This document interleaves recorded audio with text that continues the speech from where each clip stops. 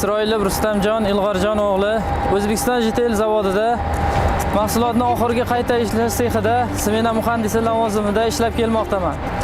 Seximizning asosiy vazifasi Fischer-Tropsch reaktordan chiqqan yarim tayyor xomashyo neftni gidrokreking va gidrotreating reaktorlarida parchalagan holatda reftikatsion kolonnada tayyor mahsulotlarga ajratamiz. Ya'ni kerosin, dizel, suyultirilgan gaz va nafta tayyor mahsuloti olinadi.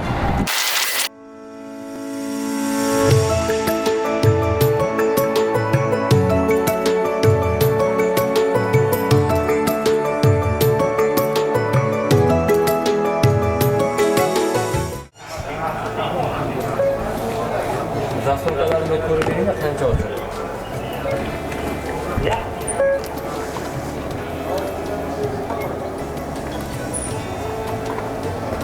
O'zim haqimda qisqacha gapiradigan bo'lsam, o'zim Buxorolik.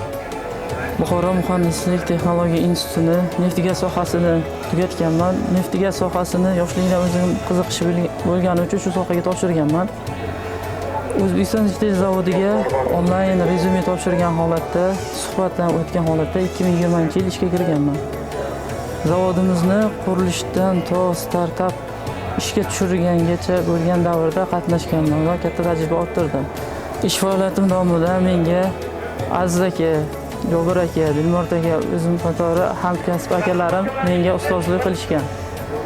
Hozir men boshqarayotgan qurilmamizni bu yerda texnologik jarayonni avtomatik boshqaramiz. Avtomatik boshqarishning o'ziga yarasha qiyinchiliklari bor. Buni boshqarish uchun avvalo biz zavodimiz tomonidan Honeywell kompaniyasiga o'qishga yuborib, maxsus tayyorgarlik o'qishdan o'tib, sertifikat olib kelganmiz. Jarayonni boshqarishda bizga yarasha qiyinchiliklari bo'lgani kabi, bu yerda ham texnologik qurilmada kelib chiqadigan muammolarni bu yerdan turib tezlikda bartaraf qilish talab qilinadi.